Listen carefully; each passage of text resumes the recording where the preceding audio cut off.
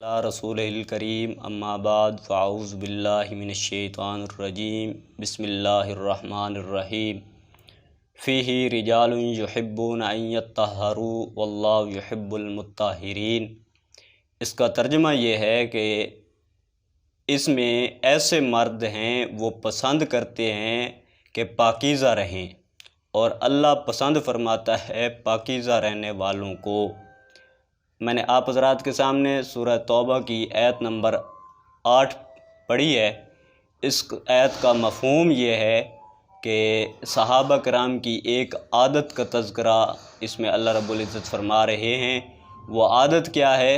وہ عادت یہ ہے کہ صحابہ کرام پاکیزگی سے محبت رکھتے ہیں، اس لیے اللہ رب العزت نے یہ اعلان فرما دیا کہ میں بھی پاکیزہ رہنے والوں سے محبت کرتا ہوں۔ اس لیے ہر مومن کے دل میں چاہیے، خواہ وہ مرد ہو یا عورت، بوڑھا ہو یا جوان، یہ تمنا ہونی چاہیے کہ وہ پاکیزہ رہے اور اللہ کے محبوب بندوں میں شمولیت ہو جائے۔ حدیث میں آتا ہے، حضور صلی اللہ علیہ وسلم نے ارشاد فرمایا، الطہور شطر الایمان، کہ صفائی ایمان کا حصہ ہے۔ اب دیکھیں اس حدیث سے طہارت کی اہمیت کتنا واضح ہے، کتنا روز روشن کی طرح صاف شفاف الفاظ میں آپ صلی اللہ علیہ وسلم نے فرمایا کہ صفائی جو ہے وہ ایمان کا حصہ ہے۔ اب اس میں دو چیزیں ہیں جس کا ذکر کرنا، جس کی وضاحت کرنا میں ضروری سمجھتا ہوں کہ صفائی اور پاکیزگی میں یہ دو الگ چیزیں ہیں، تو ان میں فرق بھی ہے۔ اب صفائی کسے کہتے ہیں اور پاکیزگی کسے کہتے ہیں، یہ صفائی اور پاکیزگی کو الگ الگ میں بیان کروں گا۔ صفائی، اگر کسی چیز پر میل کچیل نہ ہو تو اسے صاف کہا جاتا ہے، اس چیز کو صاف کہا جاتا ہے، مگر عین ممکن ہے کہ وہ شرعی طور پر پاکیزہ نہ ہو۔ دیکھیں، ایک چیز پر میل کچیل نہ ہو اور وہ پاک صاف ہو، لیکن یہ بھی ممکن ہے کہ وہ شرعی طور پر پاکیزہ نہ ہو۔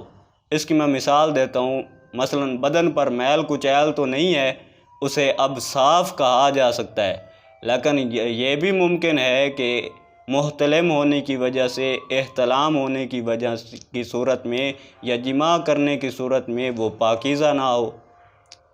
اب صفائی اسے کہتے ہیں صفائی، اور پاکیزگی کسے کہتے ہیں؟ پاکیزگی اسے کہتے ہیں جو نجاست غلیظہ اور نجاست خفیفہ دونوں سے پاک ہو۔ نجاست غلیظہ اب کیا ہے؟ نجاست غلیظہ وہ نجاست جو ناپاک ہونے میں کثیر ہو، زیادہ ہو، اسے نجاست غلیظہ کہا جا سکتا ہے۔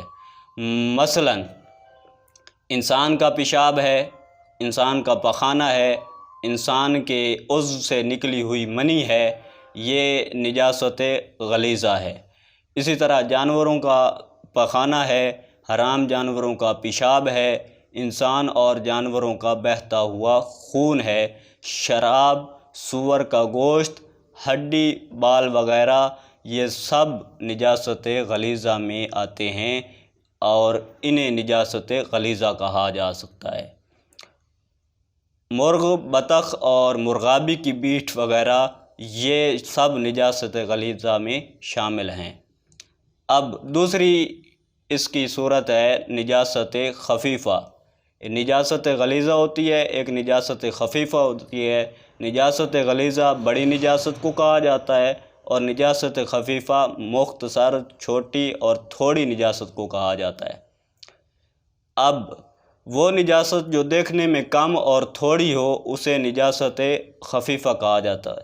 مثلا حلال جانوروں کا پیشاب ہے، اور حرام پرندوں جیسے چیل اور گدھ کی بیٹھ وغیرہ یہ نجاست خفیفہ میں داخل ہے۔ اب آگے نجاست کی پھر دو قسمیں ہیں، ایک نجاست حقیقی ہوتی ہے، ایک نجاست حکمی ہوتی ہے۔ نجاست غلیظہ اور خفیفہ دونوں کو نجاست حقیقی کہا جاتا ہے۔ اب نجاست حکمی کسے کہتے ہیں؟ وہ نجاست جو دیکھنے میں تو نہ آئے لیکن شریعت سے ثابت ہو، مثلا انسان کا بے وضو ہونا اور احتلام اور جماع سے انسان کے اوپر غسل کا فرض ہو جانا۔ تو قرآن میں آتا ہے انما المشرکون نجس، یہ بھی سورہ توبہ کی آیت نمبر 28 ہے۔ اس میں اللہ رب العزت فرما رہے ہیں کہ مشرک جو ہیں وہ نجس ہیں۔ اب اس سے نجاست حقیقی کی تعریف بھی آ گئی، نجاست حکمی کی تعریف بھی آ گئی۔ اب آگے اس سے بڑھ کر ایک دو چیزیں اور ہوتی ہیں جو عام لکھی ہوئی بھی ہمیں نظر آتی ہیں، وہ حدث اکبر اور حدث اصغر۔ حدث اکبر کسے کہتے ہیں؟ کہ جب مرد اور عورت پر جماع یا احتلام کی وجہ سے غسل فرض ہو جائے، یا عورت حیض و نفاس سے فارغ ہو جائے تو اس پر غسل فرض ہو جاتا ہے۔ جب غسل فرض ہو جاتا ہے تو اس کو حدث اکبر کہا جاتا ہے۔ اور حدث اصغر کسے کہتے ہیں؟ حدث اصغر کہتے ہیں کہ انسان کا وضو ٹوٹ جائے یا انسان کو وضو کی ضرورت پیش آ جائے تو اس کو حدث اصغر کہا جاتا ہے۔ یہ چند مسائل تھے جن کو بڑی وضاحت کے ساتھ آپ حضرات کے سامنے میں نے پیش کیا ہے۔ اللہ رب العزت سے دعا ہے کہ اللہ رب العزت ہمیں ان مسائل کو سننے کے بعد ان پر عمل کرنے کی توفیق عطا فرمائے۔ وآخر دعوانا الحمدللہ رب العالمین۔